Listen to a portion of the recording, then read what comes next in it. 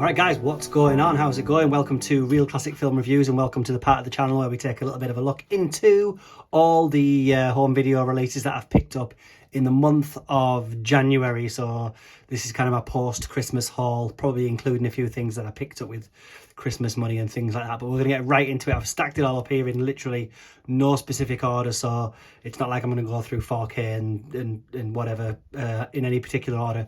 We're just going to start from the top, which is the Studio Canal release of Melville's Le Cercle Rouge, classic heist film. Great French cast, including, you know, the famous Alain Delon there, from 1970. This, and if you like a heist film, this should be right up your street, because this is one of the kind of cornerstones of the genre. Famously features this kind of 25 to 30 minute kind of dialogue free silent heist sequence, which is one of the best of the genre, if not cinema. So that's you know, definitely worth picking up for the price alone. You can actually pick this up pretty cheap, this edition. Already owned the film itself in a Jean-Pierre Melville box set, but had to pick up the 4K. I've yet to crack it open and check out the transfer, but just to have this on 4K, definitely happy with that. So that's Le Cercle Rouge. Next up we have Twilights Last Gleaming, Robert Aldrich's film. Great cast, Burt Lancaster. Burt Lancaster and Richard Widmark. So brilliant kind of political thriller, race against time, doomsday flick there. Of course, this is the Masters of Cinema release, so you know that it's going to have bags of special features. It's got a 36-page booklet in there. One of these films that's been on my wish list and my to re-watch list for a long time, so definitely looking forward to revisiting that without a shadow of a doubt. So the Masters of Cinema edition of Twilight's Last Gleam in there. Next up, Don Siegel's Invasion of the Body Snatchers, you know, the classic, the BFI release of the classic 1956 release, obviously getting remade again in the 70s and, well, ever since in various guises. But this is the 50th anniversary edition, I think, or certainly has a 50th anniversary commentary on it. Yeah, it won't be the 50th anniversary edition, because that would be 2006. But you know the score. You know, aliens invade via kind of taking over other humans. Classic. Next up we have the Matrix Trilogy 4K box set, which I managed to pick up for a really great price. Obviously owned them on most formats, you know, certainly on DVD and Blu-ray in the past, but decided to upgrade. I've still yet to see, as of the recording of this video anyway, I've still yet to see Resurrections, so that's awaiting me. Although I haven't heard great things, I'll be honest. Literally recently re-watched this trilogy over the last couple of weeks. The first one, of, you know, stone cold sci-fi action classic. The second two have their moments, but, you know, very rapidly disappear into kind of COD philosophy territory, with the majority of the running time taken up with exposition and scenes of characters giving off kind of philosophical monologues, which isn't great. You know, there is a massive jump in quality between the first and then the two sequels, which you kind of count as one kind of complete sequel, if you like, but still visually amazing. And, you know, the picture quality and the audio quality on this release is, you know, exceptional. You got the box set with the 3 cases inside there, so definitely one worth picking up if you don't have it on 4K and you can find this for a good price. But yeah, yet to see the fourth one. Right, randomly picked up I, Tonya, an excellent Margot Robbie and Sebastian Stan. I really enjoyed this, watching it at the theatre. Haven't seen it since, but I thought Robbie was excellent, and I didn't know much about the story that it was based on, of Tonya Harding, who was the world championship figure skater who ended up getting involved in various nefarious dealings. But it was so funny, it was so good. So I found this for a great price and decided to add that to the collection for a rewatch. Right, next up is Whiplash, which was one of my favourite films of, I don't know, the last 10 years probably. I just thought it was absolutely excellent. It's a film that I've been trying to get everybody else that I know to watch, because they kind of think of, you know, maybe a film about jazz drumming isn't, you know, up their street. And, you know, before I watched this, it probably wouldn't have been up mine. But if you've seen this film, you know what I'm talking about, because J.K. Simmons in this is an absolute maniac.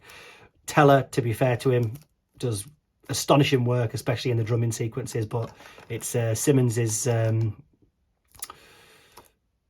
show, as you know, as you can see, you know, he won the best supporting actor, and he absolutely just chews that role to pieces. He's amazing.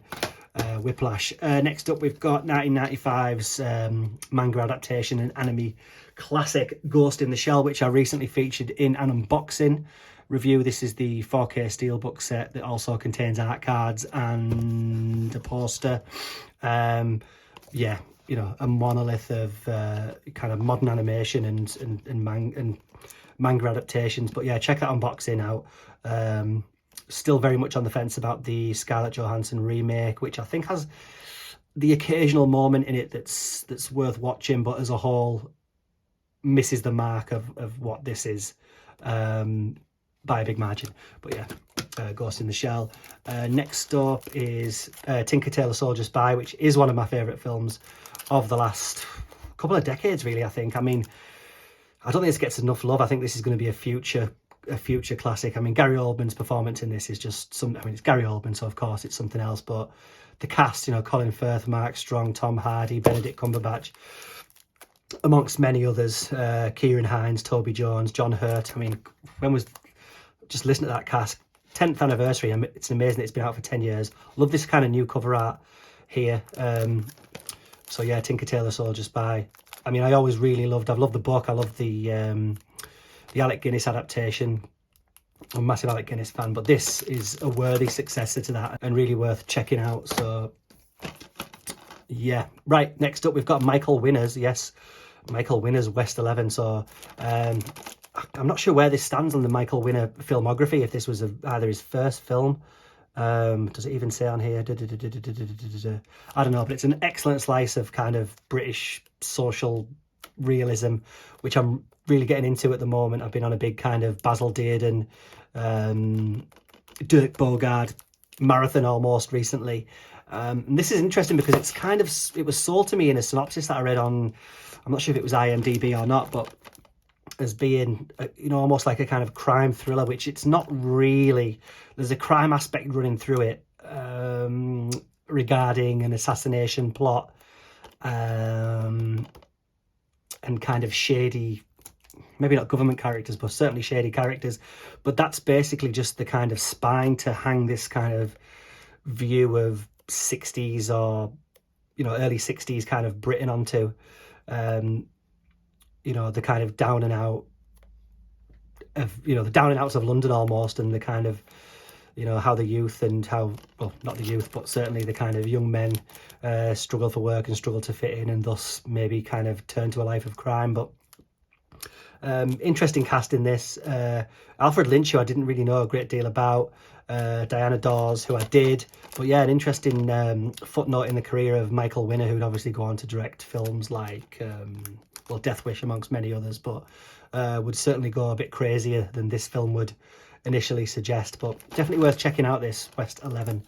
So next up, again, that was a studio, vintage classics from Studio Canal, and so is this. This is the Frightened City starring Herbert Alarm, obviously Sean Connery that you can see there, who gets front billing. I've yet to see this film, so I can't really comment too much on it. Obviously, 1961 British neo-noir gangster thriller, so straight away that piques my interest. But anything with Herbert Alarm, Sean Connery in there in a kind of just pre-Bond role, you know, he'd obviously be in Dr. No in a couple of years' time, but definitely interested in seeing that, and been enjoying checking out some early Connery roles, his pre-Bond filmography.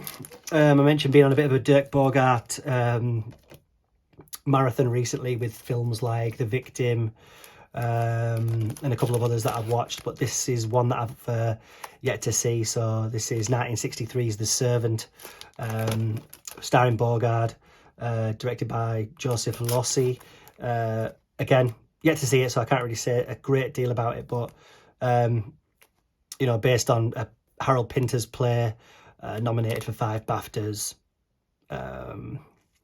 Again, a film that was ambitious in that it was willing to engage with issues that were at the time not usually seen in British cinema. So, you know, things that were kind of maybe tame now but were subversive in the time. So I'm definitely interested in checking that out. I've been watching a lot of Bogart recently, so interested in that. Next up, I picked up the 4K edition of Groundhog Day. It's Groundhog Day, it's a classic. One of my favourite comedies of all time. Just endlessly rewatchable. You know, right up there. I don't know if it's Murray's finest hour, but it's super close. Directed by, you know, the late great Harold Ramis, and Ian Nathan from Empire says it's comic perfection on the back, and I would agree with him. Next up, we've got definitely John Singleton's finest hour for me anyway, and that's Boys in the Hood. Absolute classic, you know, a very young Cuba Gooding Jr. there. Ice Cube, Maurice Chestnut, and Fishburne and Bassett also in this. This is, you know, a film I grew up with, you know, one of those videos, VHSs, if you remember those, that I would rent endlessly from the video shop. You know, amazing soundtrack, amazing story, very poignant as well, quite a sad kind of, well, not even bittersweet, but kind of bitter tale of, you know, the state of the nation almost, and the state of life, you know, kind of in South Central Los Angeles, which I don't profess to know a thing about, but, you know, certainly you can kind of see little glimpses of what it must have been like for these guys by watching films like this. So, again, another modern masterpiece. Next up, I picked up Battle Royale finally on 4K. I know that ginormous all-encompassing box set's been out for quite a while, and I held fire on that because it was pricey and I was just not particularly interested in any of the sequels or prequels or whatever else that kind of box came with, and it was just big and unruly. But I do like this release. I'm glad I waited for this because it's in a really rigid slipcase, which baffled me at first when I saw it in the cellophane, because I didn't realise that it was a slipcase that actually opened from the bottom and the disc slides out, which you don't often see. Great artwork right the way through it, and like, yeah, the Amaray slides out from underneath it and contains the original theatrical version on 4K, and then the special edition director's cut, as well as a nice little booklet in there as well. But yeah, quite odd to see a nice, well, it's good to see a rigid case, but also one that slots in from beneath like that. So great stuff. Literally, you know, really looking forward to kind of revisiting that. Can't wait to revisit that.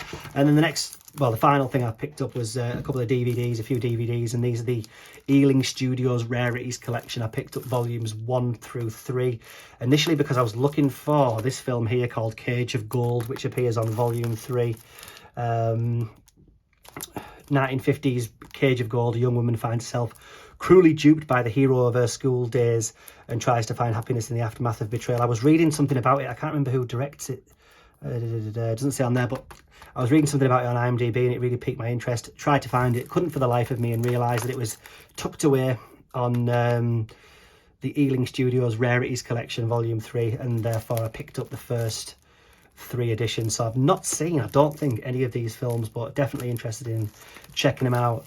Interesting that they actually come in these really thin cases, which I didn't realise when I was ordering them, and they come with like 2 discs sat like that. But yeah, really looking forward to checking out some kind of British classics. Hope the transfers on them are all right. And I know there's there's many more volumes, I should say, that are also in the collection. So if these are good, I might continue picking up the set. But for now, that is the lot. So that's January's 4K Blu-ray DVD haul. If you made it this far, guys, thank you very much for watching. I massively appreciate it, as always. Don't worry for anybody who's been asking me on the channel or on social media. Reviews are coming. They're just quite time consuming for me to edit and put them together. So, but don't worry, I've got a few in the works, and they'll be coming soon, as well as many more Blu-rays and unboxings and the like. So on that note, I will see you all guys. I'll see you guys very soon. Take care, stay safe, all the best. Bye bye.